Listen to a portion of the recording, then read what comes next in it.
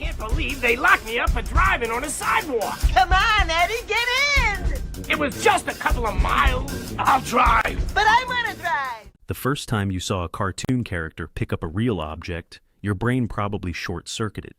Who Framed Roger Rabbit crashed into theaters on June 22, 1988, and made the impossible look effortless, proving that toons and humans could share the same screen without looking like cheap garbage pasted together in someone's garage.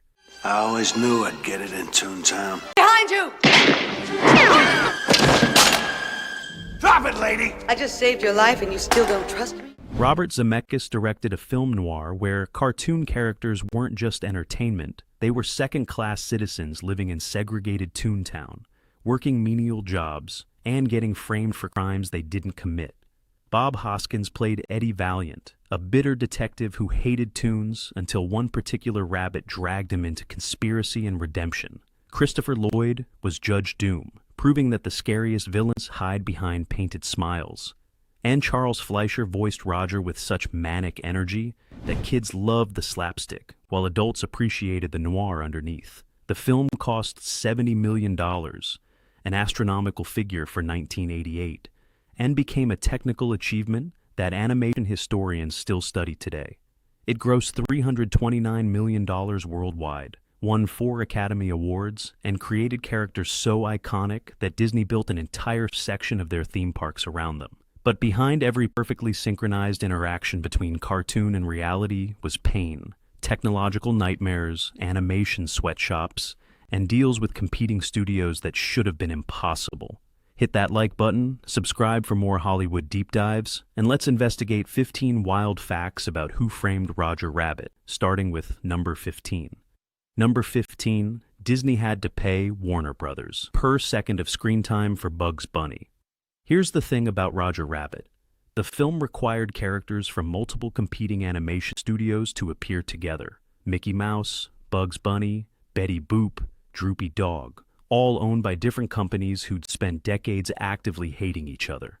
Getting Disney, Warner Brothers, Universal, and Fleischer Studios to cooperate should have been impossible. Robert Zemeckis and producer Steven Spielberg spent months negotiating deals with every studio that owned classic cartoon characters. Each studio wanted creative approval, equal screen time for their characters, and guarantees that their properties wouldn't be depicted negatively. Warner Brothers in particular drove hard bargains because they knew Disney desperately needed Bugs Bunny and Daffy Duck. The most contentious negotiation involved Mickey Mouse and Bugs Bunny. Warner Brothers would only allow Bugs to appear if he received exactly equal screen time with Mickey, down to the frame. The contract specified that if Mickey appeared for 5 seconds and 14 frames, Bugs had to appear for exactly 5 seconds and 14 frames. Not approximate, exact. So, Zemeckis created the parachute scene where Mickey and Bugs fall together, sharing the screen for identical durations. Editors literally counted frames to ensure contractual compliance. The same deal applied to Donald Duck and Daffy Duck's piano dueling scene. This means war.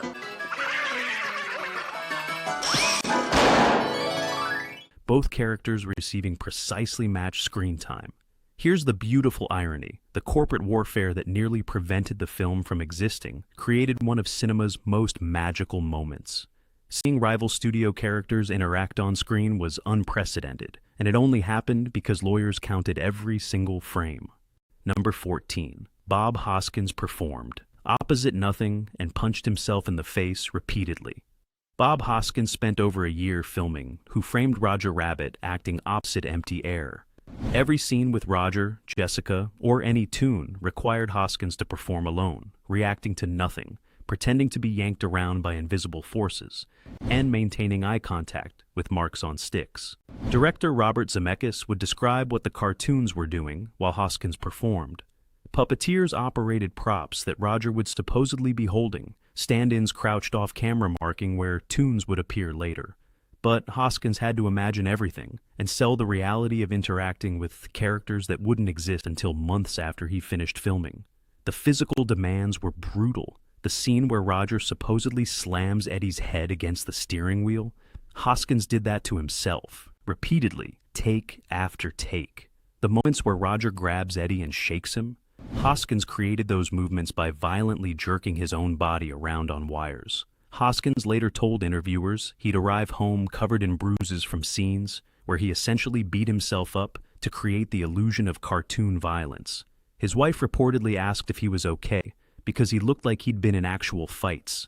The shoot lasted so long and required such intense concentration that Hoskins admitted seeing cartoon rabbits in his peripheral vision during the production.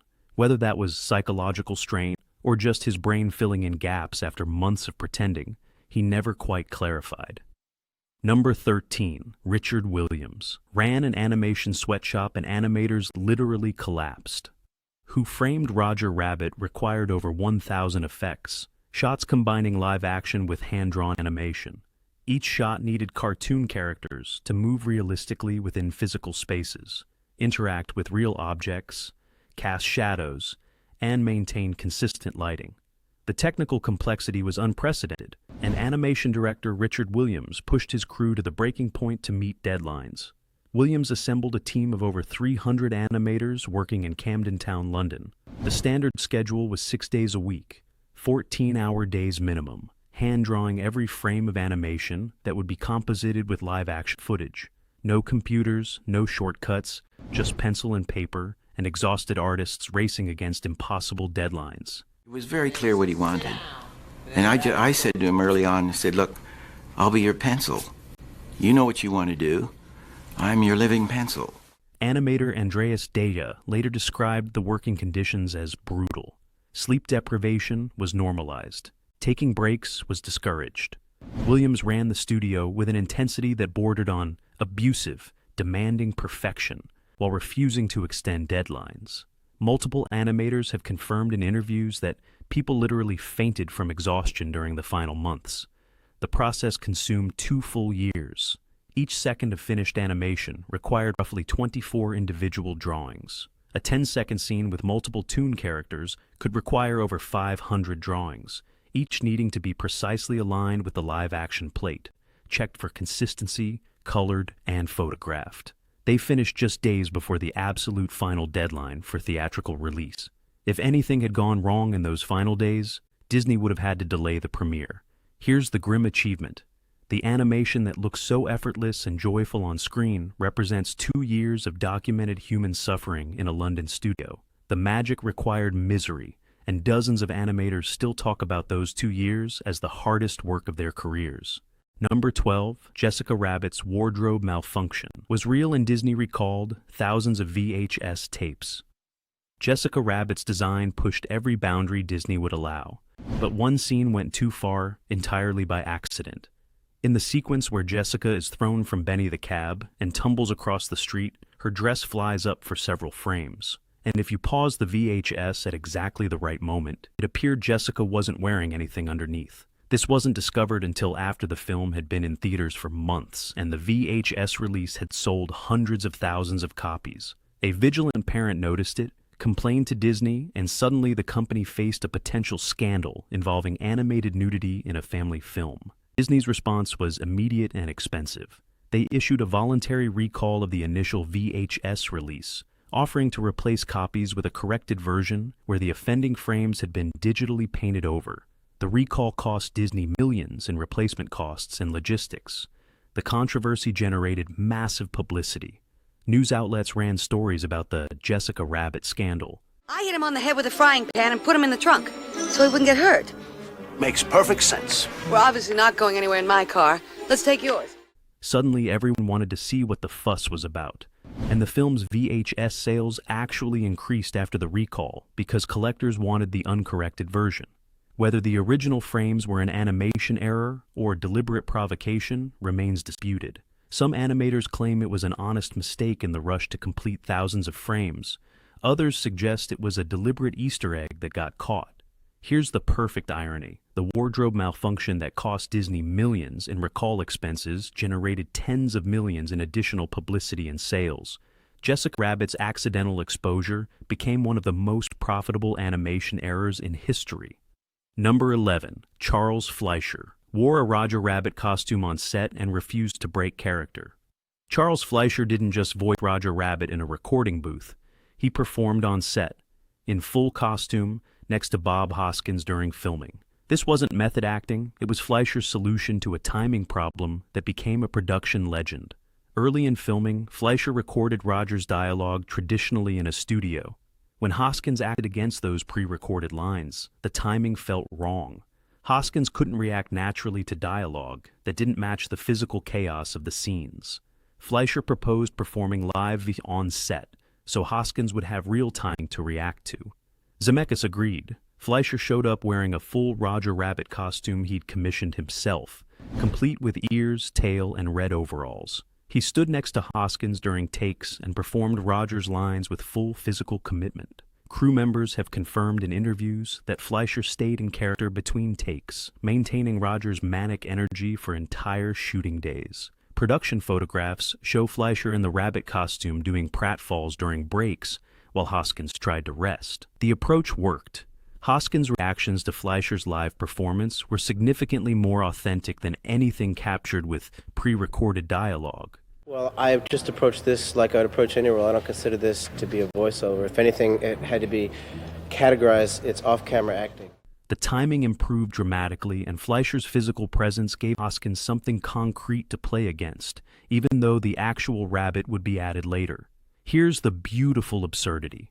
One of cinema's most technically sophisticated achievements required a voice actor in a homemade rabbit costume jumping around like a lunatic on a professional film set. The high-tech solution was aggressively low-tech. Number 10, Judge Doom's death scene caused panic in theaters and parents demanded refunds. Judge Doom's reveal and death remains one of the most disturbing sequences ever approved for a PG rating. When Doom gets flattened by a steamroller, then re-inflates himself with squeaking balloon sounds while revealing glowing red cartoon eyes and a high-pitched voice, children in theaters across America started screaming and crying. Christopher Lloyd's performance transformed from menacing human to absolutely terrifying toon in that moment. The combination of Lloyd's bulging cartoon eyes, the grotesque voice, and the body horror of watching him inflate created genuine nightmare fuel that kids were completely unprepared for. Theater managers reported the chaos and written complaints to Disney. Parents walked out mid-film with hysterical children. Multiple theaters received demands for ticket refunds specifically because of the Doom death sequence. Letters poured into Disney headquarters from angry parents who felt the scene was inappropriately traumatic.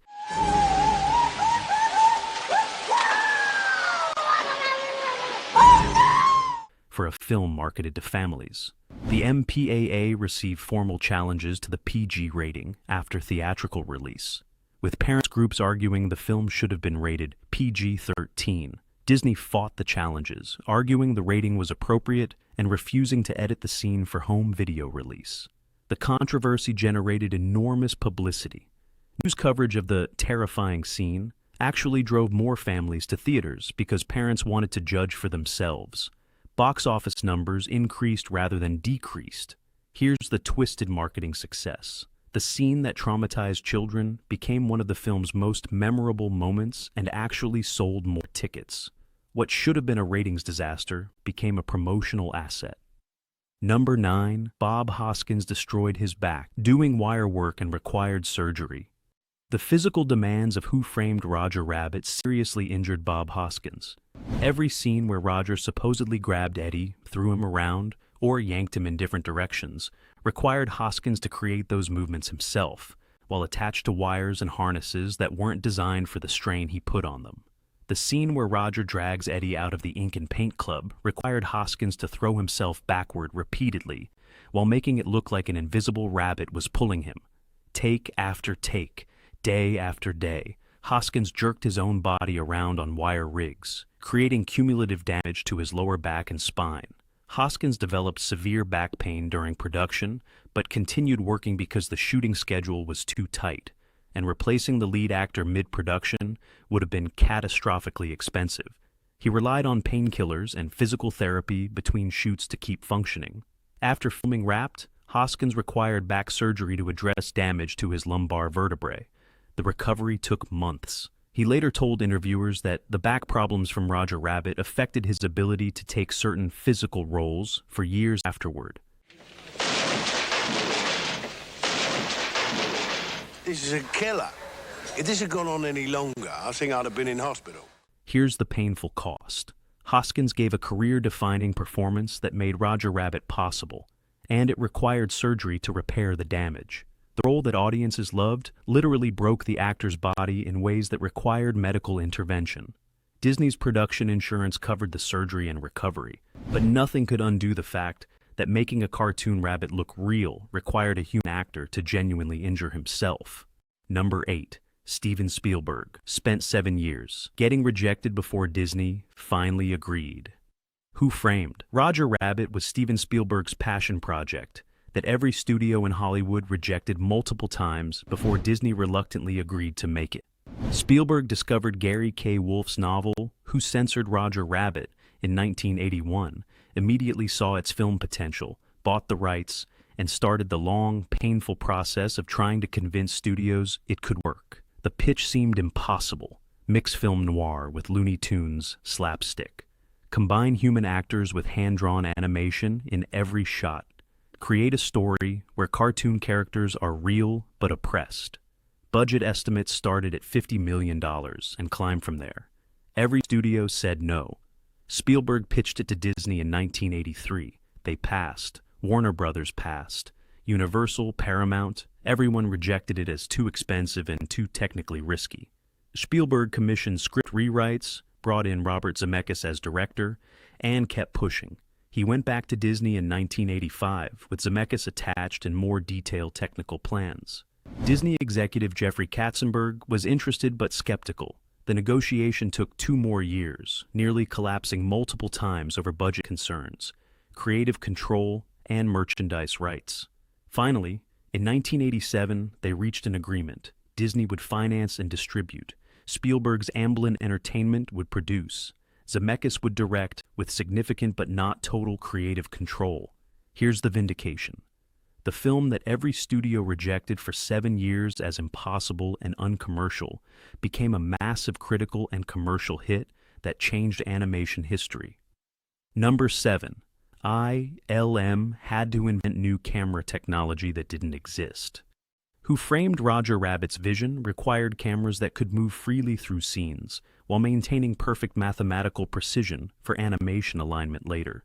The technology didn't exist in 1987, so Industrial Light and Magic had to invent it specifically for this one film. Traditional animation compositing used locked-down cameras on tripods because static cameras made it easier to align hand-drawn animation later. But Zemeckis wanted dynamic camera movement, tracking shots, pans, tilts, dolly moves, all while maintaining frame-perfect precision for animation integration.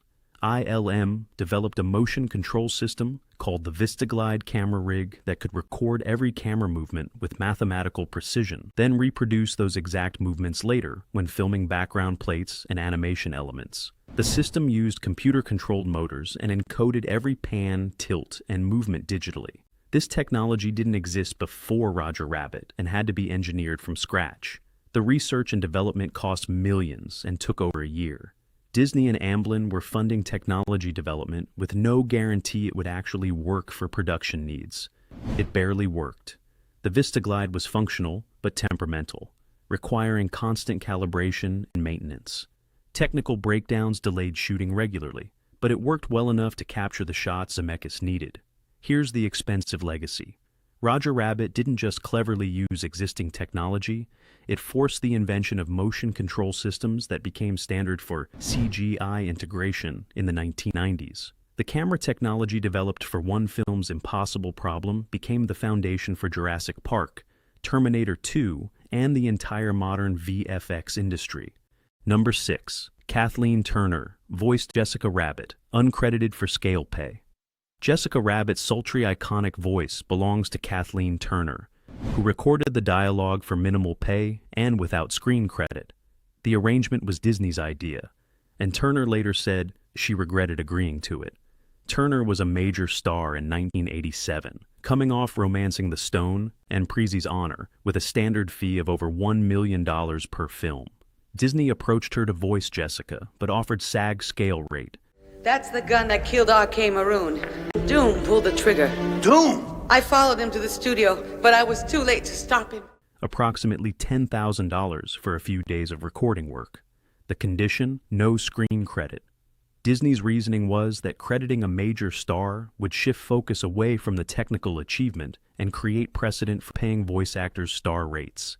Turner agreed, partly because voice work sounded easy compared to live-action filming, and partly because the money was still decent for a few days' work. When Roger Rabbit became a massive hit and Jessica Rabbit became a cultural phenomenon, Turner's voice was instantly recognizable, but Disney's contract prevented her from confirming her involvement publicly or capitalizing on the character's popularity. Turner eventually confirmed her involvement in interviews years later, after the contractual restrictions expired. She told reporters she felt the uncredited arrangement had been a mistake and that she should have negotiated for credit and back-end participation. Here's the contract irony. Turner's voice made Jessica Rabbit iconic, but Disney's contract ensured she couldn't benefit from that success beyond her initial small paycheck. The actress who created one of cinema's most memorable characters was legally prevented from claiming her own work for years. Number 5. Every single shadow and light reflection was hand-painted frame by frame. The reason Roger Rabbit looks more real than other live-action/animation hybrids is lighting and shadows. The toon characters don't just exist in the physical space, they react to it. Real light sources create realistic shadows on the cartoon characters, and the characters themselves cast shadows on real objects and people. Excuse me, I don't see a scene with fire. Achieving this required inhuman amounts of manual labor. Animators had to hand-paint highlights, shadows, and lighting effects onto every single frame of animation based on the lighting conditions in the live-action plate. A character walking through a scene with changing light required analyzing each individual frame, determining how light would affect the character's surfaces, and painting those effects onto the cell. One 5-second shot could contain 120 frames of animation. Each frame needed individual lighting analysis and hand-painted adjustments.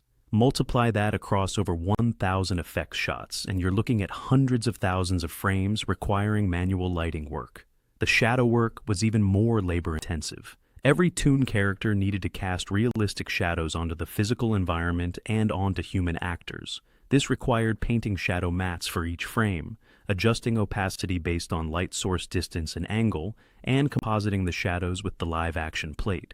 Animation director Richard Williams estimated the lighting and shadow work added approximately 8 months to the production schedule and required hiring 40 additional artists specifically for lighting duty. Here's the tedious truth. The seamless integration everyone praises was achieved through boring, repetitive labor that nobody notices when done correctly. The lighting that makes Roger feel real was painted by artists who spent months staring at individual frames, adjusting shadow density. Number 4. Disney and Spielberg killed the sequel. After a decade of development, Who Framed Roger Rabbit? 2 was in active development from 1989 to 2001, before Disney and Steven Spielberg finally killed it permanently over control disputes. The sequel had multiple completed scripts, character designs, preliminary animation tests, and both Zemeckis and Hoskins attached. The only problem was that Disney and Spielberg couldn't agree on who controlled the property. The original film's success gave both parties massive leverage. Disney owned distribution rights and the Roger Rabbit characters created for the film. Spielberg's Amblin Entertainment had producer rights per the original contract. Both sides wanted more control and a bigger percentage of the profits. Negotiations dragged through the 1990s. At least 5 different scripts were written and rejected. One version called Roger Rabbit, 2 Toon Platoon, would have sent Roger into World War II.